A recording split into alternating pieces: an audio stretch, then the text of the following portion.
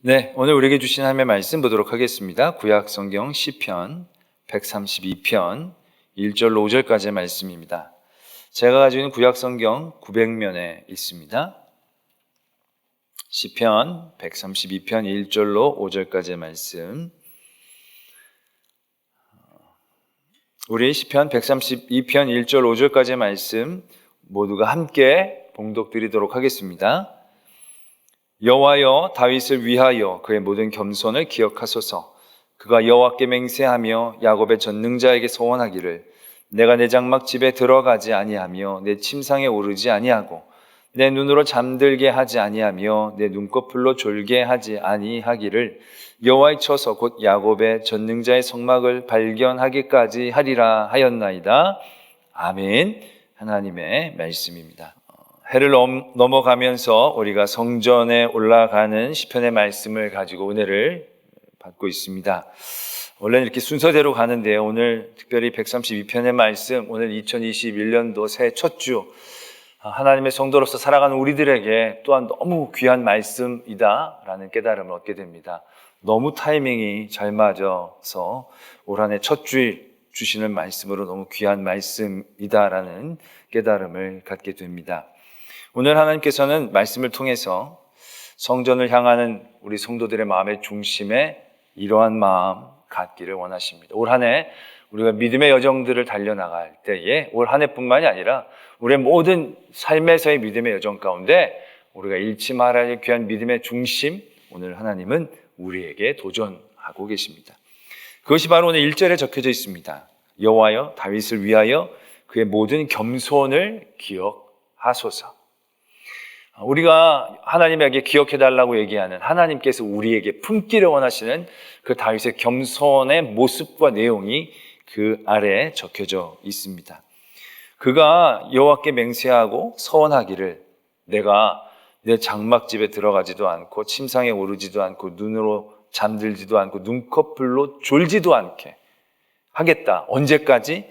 여호와의 처소 곧 야곱의 전능자의 성막을 발견하기까지는 내가 집에 가지도 또 침상에 오르지도 자지도 아니 심지어는 졸지도 않겠다. 그렇게 다짐하고 결단하는 다윗의 고백이 담겨져 있습니다. 아니 딴 것도 아니고 여호와의 성막을 찾는 그런 열심, 그런 열심 먹고 해도 되고요. 자면서 해도 됩니다. 먹고 자면서라도 그런 일들을 한다는 것 자체가 하나님을 기쁘시게 하는 일이 될 겁니다. 그런데 다윗은 거기서 더 납니다. 내가 열심으로 하나님의 성막을 찾는 정도가 아니고 성막을 찾기 전까지는 내가 자지도 졸지도 정말 아무것도 다른 것엔 신경 쓰지 않고 그 일에만 집중하겠다는 다윗의 열심이 이 안에 담겨져 있다라는 것이죠. 그걸 하나님께 기억해달라고 얘기하는 것이고 하나님은 그걸 기억하신다라는 것을 우리에게 깨닫게 해주신다라는 것입니다. 오늘 하나님 우리에게 갖기를 원하시는 그 마음, 그것은 이 다윗의 이런 열심이다라는 사실을 우리는 다시 한번 깨달아야 한다는 것입니다. 오늘 우리가 이 다윗이 2절, 3절, 4절에서 그가 서원하고 고백하는 그런 내용들을 보면 얼마나 하나님을 향한 열심이 정말로 특별했는지 알 수 있죠. 아까도 말씀을 드렸지만 먹으면서 해도 칭찬받을 만한 일인데 먹지도 자지도 않고 그 일에게만 집중하겠다는 그러한 열심. 이 구절뿐만이 아니라 다윗의 여러 가지 말씀을 통해서 우리는 그것을 확인해 낼 수 있습니다. 성교에 대한 다윗의 열심, 특별하다는 걸 우리가 기억해 낼 수 있죠. 원래 성교는 실로에 있었는데 그 엘리 제사장 때의 블레셋과의 전투 가운데에서 승리를 위해 성궤를 가지고 갔다가 빼앗기죠. 그리고 나서 그것이 다시 회복되어지고 난 다음에 기럇야림의 아비나답의 집에 그때부터 성궤가 있게 됩니다. 그때부터 성궤는 많은 사람들의 관심 가운데서 좀 멀어집니다. 거의 등장하지 않습니다. 사울이 딱 한 번 그가 블레셋과의 첫 전투에서 대단히 불리해지다가 이기게 되어지니까 성궤를 갖고 오라고. 자기 승리를 위해서, 사람들의 사기를 위해서 성궤를 한번 딱 이용한 적 빼놓고는 그 다음에는 사무엘 때나 사울 때에 성궤에 대한 얘기 자체가 나오지 않습니다. 성궤는 역사에서 뒤로 물러나는 것처럼 보여집니다. 그럴 때에 다윗이 모든 이스라엘의 왕으로 추대가 되어지고 난 다음에 그가 첫 번째로 도전한 일이 바로 이겁니다. 성궤를 자신의 성으로 모셔오는 겁니다. 자기의 성에 자기의 궁을 짓고 그 옆에 성궤를 모실 천막을 짓습니다. 그리고 이제 성궤를 모시고 오려고 하죠. 우리가 그때 근데 잘 알죠. 첫 번째 성궤를 모시고 올 때 실패합니다. 절망하고 좌절할 수밖에 없는 사건을 만나죠. 어떻게 보면 그 사건은 다윗이 이제 모든 이스라엘 족속을 다스리면서 가졌던 첫 큰 이벤트였던 것입니다. 그 안에는 그의 성궤를 향한 특심도 있었지만 어떻게 보면 종교적으로, 사회적으로 또 정치적으로도 갖고 있는 의미들이 많은 그런 일이었습니다. 그런데 순식간에 싸늘해지죠. 성궤를 만진 우사가 죽어나갑니다. 모든 사람들에게 큰 충격을 받을 만한 사건이었지만 그 사건을 통해서 다윗은 굉장히 큰 충격을 받았을 것입니다. 두려움을 느꼈습니다. 그래서 성궤를 모시고 오는 것들을 주저하죠. 그리고 그것을 오벳에돔의 집에 맡겨놓습니다. 그러나 그것이 성궤를 모셔오려고 했던 다윗의 마음을 포기시키지는 못합니다. 다윗이 늘 관심을 갖습니다. 오벳에돔의 집이 3개월 동안 잘 됐다. 3개월이면 그렇게 긴 시간이 아닙니다. 근데 3개월 동안 늘 관심을 갖고 다윗이 어떻게 보면 바라보고 있었던 것이겠죠. 오벳에돔의 집이 가시적으로 하나님의 은혜를 받고 있는 것이 확인되어지자 그때 다시 한번 멈추지 않고 도전을 하죠. 그때는 아주 준비를 잘해서 말씀을 잘 따라서 레위와 제사장들을 통해서 성궤를 메고 자기의 성으로 성궤를 모셔옵니다. 모셔올 때 그가 막 춤추면서 막 옷이 들썩들썩 거릴 정도로 그 미갈이 없인 여길 정도로 그 안에서 어린애처럼 좋아했던 다윗의 모습, 그것이 하나님을 향한 열심이죠. 그 열심은 거기서 멈추지 않습니다. 자기의 궁이 있고요. 그 옆에 하나님의 성궤가 있는 성막이 있습니다. 그가 이미 그 궤를 시골 어디 있는 것들을 모셔다가 딱 하나님의 수도에 딱 모셔놓은 것만 해도 뿌듯해야 할 일입니다. 그러나 하나님을 향한 다윗의 열심은 멈추지 않습니다. 어떻게 하면 더 하나님을 기쁘시게 할까? 어떻게 하면 내가 하나님께 잘해드릴 수 있을까? 내가 받은 은혜가 많은데 어떻게 하면 하나님 앞에 영광을 돌릴까? 그는 끊임없는 고민들 가운데 창조적인 생각이 나오죠. 전에도 몇 번 말씀을 드린 적이 있지만 성궤는 광야에서부터 늘 천막에 있었습니다. 하나님이 그 성막을 지으라고 했고 그 성막에 그 궤를 놓게 하셨습니다. 사람들은 다 그런 것인 줄만 알았을 것입니다. 하나님의 궤는 늘 성막에, 천막에만 있어야 되는 것처럼 그들은 생각했을 것입니다. 그들이 광야 40년을 마치고 가나안 땅에 들어와서 수백 년 동안 그들의 집은 멋지게 지었지만 하나님의 궤는 집에다 모실 생각은 꿈에도 하지 못하고 있었다는 거죠. 그런 가운데 이 다윗이 그런 창조적인 하나님을 향한 사랑의 일들을 생각해내게 됩니다. 얼마나 하나님에 대한 뜨거움과 열심이 있었는지를 알 수 있게 되는 대목이죠. 이게 갑자기 영감으로 생겨난 그런 생각이 아닙니다. 왜? 하나님이 그에게 그런 영감을 주신 게 아니니까요. 그가 끊임없이 하나님을 향해 뭘 잘할 수 있을까? 고민했고 그 열심이 그런 생각을 만들어낼 수 있었다는 거죠. 근데 우리가 잘 알다시피 다윗이 성전을 짓지 못하죠. 하나님 짓지 못하게 하십니다. 그리고 나서 성전을 지은 것보다도 더 큰 은혜를 다윗에게 약속해 주십니다. 야, 이거는 안 짓고도 정말 큰 복을 받은 거야. 근데 다윗이 거기서 만족해하지 않습니다. 다윗이 거기서도 끊임없이 하나님을 향한 열심 가운데 깨어있죠. 그래서 그가 어떤 생각을 해내느냐, 역대상 22장에서부터 보면요, 그가 성전 지을 준비를 합니다. 자기가 짓지는 못하지만 성전 지을 준비를 하지 못할 이유는 없다는 사실을 그가 깨달은 거죠. 그래서 그때부터 석재를 그가 준비를 다 해놓습니다. 목재를 들여다가 목재 준비를 다 해놓습니다. 놋을 준비해서 못이나 이런 것들을 다 만들어 놓고요. 그 28장 11절에서부터 보면 이렇게 말씀이 적혀져 있습니다. 다윗이 성전의 복도와 그 집들과 그 곡간과 다락과 골방과 속죄소의 설계도를 그의 아들 솔로몬에게 주고 설계도를 그려서 솔로몬에게 줬다는 거예요. 여러분, 설계도를 그린다는 게 쉬운 일은 아닙니다. 물론 하나님이 영감을 주셔서 그렸겠지만 그래도 그 안에서 그 모든 것들을 그리고 여러 가지의 일들을 실현시키는 건 아마 수없이 수백 채의 성전을 아마 다윗은 그 마음 가운데서 그리고 지었을 것입니다. 그 하나님을 향한 열심, 그 뭐 하나 도면 그리는 게 얼마나 그런 것들을 얼마나 열심으로 그 설계도를 그렸는지요. 그게 다가 아닙니다. 12절에 또 그가 영감으로 받은 모든 것, 곧 여호와의 성전의 뜰과 사면의 모든 방과 하나님의 성전 곡간과 성물 곡간의 설계도를 또 그에게 줬다. 성전만 아니라 성전의 모든 종합적인 캠퍼스에 대한 설계를 그가 다 했다는 거예요. 얼마나 많은 시간과 노력들을 들여야 되는 일인가. 끝나지 않죠. 또 제사장과 레위 사람의 반열과 여호와의 성전에서 섬기는 모든 일과 여호와의 성전에 섬기는 데 쓰는 모든 그릇의 양식을 설명하고, 역대상 22장에서부터 보면 뒤에 그런 성전을 지은 그런 제목들을 다 만들어 놓고 나서는요, 뭘 하냐면 제사장의 반열을 세웁니다. 찬송 성가대를 세웁니다. 그리고 성전 문지기들을 세우고요, 성전 곡간지기들을 세우고 또 레위인들의 지파의 반열들을 만들어 놓습니다. 아직 성전은 지어지지도 않았는데요, 성전이 지어지고 나서 모든 것들이 잘 시스템이 갖춰져서 그것이 잘 운영이 되어질 수 있도록 모든 것에 대한 인사, 직분에 대한 배치, 제도들을 다윗이 다 생각하고 그 일들을 만들어 놓았다는 거예요. 그것뿐만이 아니라 성전에 쓰여지는 모든 어떤 성구에 대한 것들을 어떤 무게의 금과 은을 어떻게 사용해야 되는지 그 뒤로 그런 것에 대하여 다윗이 준비한 모든 것들을 솔로몬에게 주는 얘기들이 나오게 됩니다. 여러분, 집에서 인테리어 하나를 할 때도요, 인테리어 하나 그냥 집을 짓는 것도 아니고 있는 집의 것 잠깐 바꾸는데도요, 얼마나 많은 수고와 애를 드는지 모릅니다.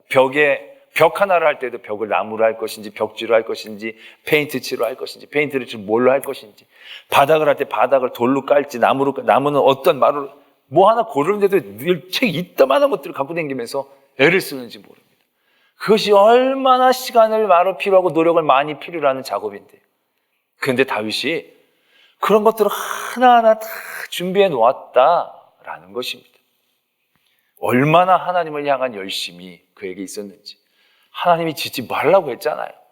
그럼 안 지어도 됩니다. 충분한 거예요. 그런데 다윗은 거기서 멈추지 않았다라는 것입니다. 거기에서 더욱더 끊임없이 하나님을 향하여, 오늘도 보면 이 말씀에서 특심이 여겨지잖아요. 자지도 않고 졸지도 않고 쉬어가면서 해도 되는데 하나님을 향한 다윗의 마음은 거기서 멈추지 않는다는 것이죠. 오늘 하나님은 이 다윗의 모습을 통해서 성전을 향하여 가는 성도들에게 그 중심을 원하시고 계신다라는 것입니다. 로마서의 말씀은 은혜를 얘기하십니다. 믿음으로 의에 이른다는 거죠. 그게 다 은혜라는 것입니다. 우리의 공로가 아니라 하나님의 전적인 은혜와 사랑으로 믿음을 얻고 믿음으로 의에 이른다는 말씀을 쭉 우리에게 주십니다. 그러나 그렇다고 우리가 아무것도 그럼 안 해도 되느냐, 모든 것이 하나님이 전적으로 이루어지는데 그냥 우리가 끌려가면 되느냐, 그건 아닌 거죠. 그 얘기가 로마서 12장에서부터 적혀져 있습니다. 먼저 주제적으로는 우리가 모든 삶을 거룩한 산 제사로 하나님께 드려야 된다는 말씀을 드리죠. 그리고 나서 세부적인 우리들의 행동들에 대한 말씀들이 로마서 12장에 적혀져 있습니다. 근데 그 말씀 중에서 우리가 주님을 섬길 때는 어떠한 모습으로 섬겨야 되는지가 12장 11절에 이렇게 적혀져 있습니다. 부지런하여 게으르지 말고 열심을 품고 주를 섬겨라. 부지런하여 게으르지 말고 열심을 품고 주를 섬겨라. 주를 섬길 때 부지런하고 게으르지 말고 성실하게 열심을 내서 주를 섬기라라고 우리에게 말씀하고 계신다라는 것입니다. 이것이 이 시대에 하나님을 믿는 우리들에게 잊어서는 안 되는 마음이다라는 얘기죠. 요한계시록에 보면 7개 교회에 대한 얘기가 나옵니다. 그 교회 중에 예수님께서 칭찬하신 교회도 있고요, 칭찬도 하고 질책하신 교회도 있습니다. 그런데 질책만 당한 교회가 한 교회가 있습니다. 그게 라오디게아 교회입니다. 라오디게아 교회가 왜 혼났는지 아십니까? 거기에 어떤 이단이 있어서요, 세상에 도덕적인 타락이 있어서요, 그런 종류의 얘기가 아닙니다. 아주 심각한 것에 대한 얘기를 하고 계시는 거죠. 그 현상을 이렇게 표현합니다. 차지도 덥지도 않은 상태. 그들은 어떻게 보면 심각한 이단에게 피해를 당하고 있었던 것도 아닙니다. 아주 삶의 큰 핍박과 환란이 그들에게 임한 것도 아니에요. 어떻게 보면 상황이 제일 좋은 교회예요. 골로새생과 그 바울이 라오디게아 교회가 자기를 공개한 것에 대해서 칭찬한 얘기가 나오듯이 라오디게아 교회는 참 좋은 교회였던 거죠. 근데 그 교회가 어떻게 되어졌느냐? 그들이 부하다고 생각한다는 거죠. 이건 믿는 건데 믿지 않은 거랑 큰 차이가 안 나 보이면서도 믿지 않는 거라고 얘기할 수는 없는, 내가 하나님을 안 믿어서 회개할 것까지는 없는데 그렇다고 잘 믿는다고 얘기할 수도 없는 아주 애매모호한 지점 가운데 있다는 것이죠. 그 상태를 예수님은 어떻게 반응한다라고 말씀을 적고 계신지 아십니까? 내가 입에서 그들을 토해내겠다라고 얘기하신 겁니다. 라오디게아라는 지역 자체가 온천에서 한 10km 정도 떨어진 그런 도시였다는 거죠. 근데 그 온천이 대단히 좋은 온천이라고 합니다. 뜨겁고 아주 성분도 좋고. 근데 그게 그 도시까지 흘러오게 되어지면 그 물이 식어서 미지근해진다는 거죠. 또 내려오는 가운데 여러 석회질이 있는 지형을 지나가면서 물이 쓸모없는 물이 되어버린다는 것이죠. 그 물과 그 지역에 있는 그 교인들의 모습이 별반 다를 바 없다라는 것을 비유하고 계셨다라는 얘기죠. 그들의 문제는 뭡니까? 안 믿는다라고 얘기할 수는 없는 거예요. 근데 오히려 그들이 안 믿는 것보다 못하는 거예요. 그래서 하나님께서 말씀하시죠. 열심을 내라, 회개하라. 근데 회개하기에는 회개할 것이 없다고 생각하는 그들의 모습이란, 이만하면 잘 믿는 거 아니냐, 이만하면 괜찮게 믿는 건 아니냐, 그들의 믿음의 자리가 멈춰선 거죠. 그래서 예수님께서 뭐라고 얘기하십니까? 문 밖에서 내가 두드리는, 너희가 열면 내가 들어갈 것이다. 근데 그들이 굳이 예수님을 드릴 생각이 없는 거죠. 굳이 예수님 없어도 여기에서 잘 믿는 것처럼 자기네들이 생각하는 거죠. 문제없이 부하고 지혜롭다가 자기네들이 생각하는 거죠. 그러면서 더 열심으로 믿고, 내가 더 열심으로 하나님 앞에 서야 되고, 더 깨어 하나님 앞에 회개함으로 나의 모든 죄를 깨닫고 정금처럼 나가기를 애쓰고 힘쓰는 그런 모든 노력들, 마음들, 생각들이 그들에게서 떠났다는 거죠. 그게 문제였다는 것입니다. 아주 심각한 문제. 이 시대를 사는 우리들에게서 이 라오디게아 교회 같은 모습을 발견한다는 얘기들을 얼마나 많이 듣는지 모릅니다. 다윗이 갖고 있었던 마음, 늘 그의 마음에는 하든 하지 못하든 어떻게 하면 더 하나님을 영광스럽게 할지, 하나님을 기쁘시게 할지, 하나님의 사랑을 내가 갚아드릴 수 있을지, 그것에 대한 생각 자체를 내려놓은 적은 없다는 거죠. 상황은 막혔습니다. 할 수 없는 상황들 그도 분명히 경험했습니다. 그러나 상황으로 내가 그 행동을 하지 못할지언정 그를 향한 마음을 내어놓을 수 있는 건 아니지 않습니까? 그 마음까지 하나님이 뺏으신 건 아니지 않습니까? 그 마음을 다윗이 잃지 않았을 때 다시금 그 마음을 통하여 하나님의 은혜가 그에게 임하는 것을 우리가 보고 있지 않느냐라는 것이죠. 때문에 우리는 오늘 우리에게 주시는 말씀을 통하여 우리를 바라보아야 합니다. 여러분들 가운데서 내가 2021년도부터는 진짜 열심히 믿어야지, 내가 진짜 교회 봉사도 하고 그래야지. 그런데 세상이 나를 도와주질 않네, 하나님이 그냥 나를 또 쉬라나 보네, 그렇게 생각하면서 올 한 해도 편하고 안일하게 지내려고 하시는 분들 계십니까? 그럼 다시 묻습니다. 과연 지금 이 상태에서 우리가 하나님을 향한 열심, 그 열심이 만들어낼 수 있는 일은 하나도 없는 것일까요? 저도 작년 한 해 올 한 해 넘어가면서 하나님이 내가 우리 교회 오래 사역해야 되니까 한 해 좀 쉬고 가라고 이런 쉼을 주시나? 그렇게 생각했던 적이 있었습니다. 근데 제가 이 말씀을 보고 이 말씀을 보는 과정 가운데 다른 모든 교회 교회 목사님들 설교를 제가 듣고 이러다 보니까 너무 열심을 내는 분들이 많은 거예요. 너무 그분들한테 내가 부끄러운 거예요. 어떻게 하면 더 이 교회를 잘 세울까? 교인들, 떠나간 교인들을 붙잡고 믿음으로 더욱더 성숙할 수 있을까? 뭔가 답을 제대로 얻을 수는 없지만 그런 생각과 고민들을 끊임없이 내려놓지 않을 때 무언가 하려고 하는 마음들, 도전들, 그런 일들이 있겠죠. 그것이 결과로는 어떨지 모르겠지만 결국 우리 안에 그러한 질문과 그러한 고민들이 늘 있어야 하는데, 그러한 고민을 내려놓는 순간 그건 쉼이 아니라 넘어짐이 되어진다는 것을 우리가 깨달아야 한다는 것이죠. 여러분들이 지금 이런 상황 가운데 열심을 내려놓지 않는다면 할 수 있는 일들이 많이 생겨날 것입니다. 영상 예배로 이렇게 드리는데 앞으로도 몇 주간 더 드리는데 이렇게만 드리면 안 되고 어떻게 하면 좀 열심히 더 드릴 수 있는 방법이 없을까? 그러면 내가 예배를 드릴 태도를 좀 더 바꿔야겠다. 그래서 예배를 드릴 때 그 상 같은 것들에 또 이렇게 경건한 예배를 위해서 뭐 이렇게 보자기를 씌운다던가, 아니면 예배를 드릴 때만큼 내가 또 다른 예배 복장을 또 입는다던가, 아니면 더 예배를 잘 드리기 위해서 텔레비를 큰 거로 바꾼다던가, 스마트 TV로 해가지고 유튜브 잘 연결되는 걸로 큰 화면으로 예배를 드려야 되던가, 또 이러면 또 이호에 딱 잡혀가지고 아멘하고 텔레비 바꾸는 게 중요한 게 아니라 어떻게 하면 하나님께 더 열심으로 나갈 수 있을까에 대한 질문과 고민을 통하여 우리가 할 수 있는 많은 것들을 깨달을 수 있지 않겠냐라는 거죠. 그런 질문을 멈추는 그 순간이 위험한 순간이다라는 것을 우리가 깨달아야 한다는 것입니다. 때문에 올해뿐만이 아니라 우리 모든 믿음의 자리에서 이 다윗의 중심을 잃지 않기를 원합니다. 하나님을 향한 열심. 그냥 이 정도만 해도 된다라는 그 자리에서 멈추지 않고 좀 더 자면서 해도 되는 일을 앉아면서 해야지. 먹으면서 쉽게 앉아면서 안 먹으면서 내가 열심히 하고 싶은 그런 마음, 하나님이 금기라고 자지 말라고 하는 얘기가 아니죠. 그런 모든 일들 가운데 하나님이 주시는 평안이 있는 건데 거기에서 우리는 이만하면 됐다. 우리는 믿음에 대해서 너무 자족을 빨리 해요.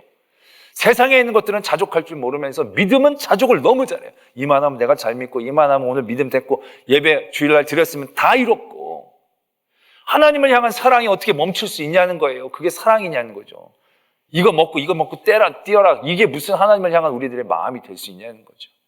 그런 열심이 우리들 안에 있어야 한다는 것입니다. 그러나 그런 열심과 함께 우리가 기억해야 할 또 중요한 한 가지가 있습니다. 오늘 2절, 3절, 4절에서 보는 이 다윗의 열심, 이 열심을 1절은 무엇이라고 얘기했는지를 봐야 합니다. 이렇게 적고 있죠. 다윗 그의 모든 겸손을 기억하소서. 겸손이라고 쓰고는 열심이라고 읽고 있습니다. 이 부분을 우리는 주목해 봐야 하는 것입니다. 우리가 열심을 낼 때 그 열심의 모습은 부지런함, 성실함 이런 것으로 이해될 수 있습니다. 그런데 열심은요, 그것 이상의 것입니다. 로마서 12장 11절의 말씀도 부지런하여 게으르지 않고 열심을 품으라 이렇게 적고 있습니다. 부지런하고 성실한 것만으로도 열심이라고 볼 수 있지만 이게 열심이 아니라는 겁니다. 열심, 품는 건 그 이상의 무엇인가가 있어야 한다는 거죠. 누가복음의 말씀에 보면 예수님과 제자들이 헌금을 내는 사람들을 바라봅니다. 여러 부자들이 많은 헌금을 냅니다. 근데 과부가 2렙 헌금을 합니다. 그때 예수님이 누가 많이 냈다고 얘기하십니까? 여러 부자들은 일부를 냈지만 과부는 전부를 드렸다. 그럼 하나님은 퍼센트의 하나님이시냐? 100% 냈기 때문에 한 4, 5% 낸 사람은 총량은 많지만 퍼센트가 딸려서 이건 하나님이 기뻐하시는 게 아니냐? 그런 양에 대한 얘기를 하고 있는 게 아니죠. 퍼센트 얘기를 하는 게 아니죠. 그 예물을 드릴 때 하나님을 향한 그 과부의 마음, 2렙 전부를 드리면서도 하나님 앞에 이것밖에 드리지 못하는 그의 마음, 중심, 그 전부가 하나님이 귀하게 여기시는 열심이다라는 얘기죠. 18절인가 보면 기도를 비교하는 대목이 나옵니다. 그때 바리새인과 세리가 기도하죠. 바리새인이 기도합니다. 저 세리와 같이 내가 토색하지 않고 범죄를 저지르지 않게 하셔서 감사합니다. 나는 일에 몇 번을 금식을 하고 11조를 하고 막 기도를 합니다. 그때 옆에 세리가 하늘을 쳐다보지도 못하고 저는 죄인입니다. 기도합니다. 기도의 횟수나 기도의 시간이나 기도의 열심이나 기도의 성실함은 바리새인을 따라올 수가 없을 것입니다. 바리새인은 부지런하고요, 게으르지 않게 그 모든 기도의 자리를 지키는 종류의 사람입니다. 세리는 거기에 비해 물리적으로 여러 가지 환경적으로 그만큼 기도를 부지런하게 할 수 있는 상황이 아닙니다. 근데 예수님 뭐라고 얘기하십니까? 오늘 이 세리가 의롭다 하심을 받았다 이렇게 말씀하십니다. 단순히 부지런하고 열심 내는 게, 부지런하고 성실한 게 다가 아니라는 겁니다. 열심은 하나님 앞에서의 나의 마음의 중심에 대한 얘기입니다. 2렙돈을 드리는 과부가 다 드렸다는 게 아니라 그의 마음 가운데 그를 낮추고 겸손하게 주님 앞에 나아갔다는 그 중심을 얘기하는 거죠. 그 세리가 하나님을 채 바라보지도 못하고 나는 죄인입니다라고 그 무릎을 꿇고 나갔던 자리들, 그 자리들이 함께 있는 것이 하나님을 향한 열심, 그 열심에서 귀하게 여겨지는 마음의 중심이라는 거죠. 우리는 보면 열심으로 교회에서 봉사하는 분들은 많이 있습니다. 그런데 자기 열심인 거예요. 그 열심으로 다른 사람들 정죄하고 비판하고 자기를 높이고 교만하게 쓰는 분들이 적지 않은 거예요. 하나님이 원하시는 것은 그런 열심이 아니에요. 그 안에 주님 앞에 나를 낮추고 주님만을 높이려고 하는 겸손함이 있어야 그것이 진짜 열심이 되어지는 거죠. 다윗이 성전을 짓지 못하게 되잖아요. 그러고 나서 이제 그 역대서에서 솔로몬에게, 아들에게 그렇게 얘기합니다. 내가 성전을 지으려고 했는데 나는 피를 많이 흘려서 하나님 성전 짓지 말라고 했다. 그러니까 네가 지어라. 방백들을 그 다음에 모아놓고도 다윗이 그렇게 얘기합니다. 내가 성전을 지으려고 했는데 전쟁을 많이 해서 피를 많이 흘린 까닭에 나는 짓지 말라고 하셨고 내 아들에게 짓게 하셨다. 열심히 지어라. 이렇게 얘기하는 대목이 나옵니다. 그때 여호와께서 내게 말씀하시고 이런 부분이 나옵니다. 그런데 정작 다윗이 성전을 지으려고 나단에게 얘기하면서 나단을 통해서 하나님에게 말씀을 들었을 그때는 그러한 말씀이 없습니다. 하나님이 다윗에게 그 다윗의 마음을 알고 나단 선지자를 통하여 다윗에게 주셨던 말씀의 핵심은 다윗에게 자격이 없다, 너는 지으면 안 된다라는 뉘앙스가 있는 게 하나도 없습니다. 하나님은 내가 지어야 된다는 얘기를 하고 계십니다. 내가 누구에게 지으라고 한 적이 있느냐? 나는 내가 지명한 사람을 통하여 내 성전을 짓겠다. 다윗 네가 짓고 싶어 하지만 네가 지어서 지을 수 있는 게 아니고 나의 집은 내가 주도자가 되고 내가 주권자가 돼서 짓는 거야. 그렇지만 네가 그런 마음을 가졌기 때문에 나는 너를 축복하고 너를 한량없는 복으로 채워줄 거야. 하나님의 마음은, 중심은 그거예요. 다윗에게 너는 피만 흘려서 안 돼. 너는 자격이 없어서 안 돼. 이런 다윗에 대한 그러한 어떠한 문제나 책망, 한계, 조건, 이런 게 그 중심이 없었어요. 그런데 다윗은, 적혀져 있지는 않지만 따로 다윗은 또 하나님을 만나서 그랬는지 모르겠지만 다윗은 내가 피를 많이 흘려서 나는 짓지 못해라고 얘기하고 있다는 거죠. 그것도 자기 아들과 백성들 앞에. 하나님이 그에게 얘기했다 치더라도 굳이 그 얘기를 할 필요가 뭐가 있습니까? 지금 다윗이 준비 다 해놨는데요. 그냥 열심히 지어, 하나님이 너를 통해서 지으라고 했어 만 얘기해도 되죠. 자기를 그렇게 나는 자격이 없어, 나는 전쟁을 많이 해서 나는 지을 수 없다라고 하나님께서 나를 말씀하셨어 라고 자기를 낮출 필요가 뭐가 있었겠느냐라는 거죠. 그런데 다윗의 그런 마음이 하나님을 사랑하고 열심을 내는데 얼마나 중요한 힘이었는가를 우리가 깨달아야 한다는 얘기죠. 하나님이 그에게 축복해 주셨을 때 다윗이 얘기합니다. 나와 내 집이 무엇이건대 아무것도 아닌 나에게. 솔직히 피를 많이 흘린 건 다윗만 흘렸습니까? 솔로몬은 피 한 방울 안 흘리고 왕이 됐습니까? 그가 아도니아도 죽이고 요압도 죽이고 그도 왕위에 오르려고 피 좀 많이 흘렸거든요. 오히려 다윗보다 솔로몬이 왕위로 올라가기 위해 흘린 피는 더 많아요. 다윗은 그냥 나라를 위해 전쟁하면서 흘린 피죠.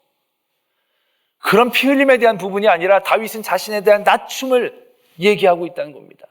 나는 자격이 없어. 나는 부족해.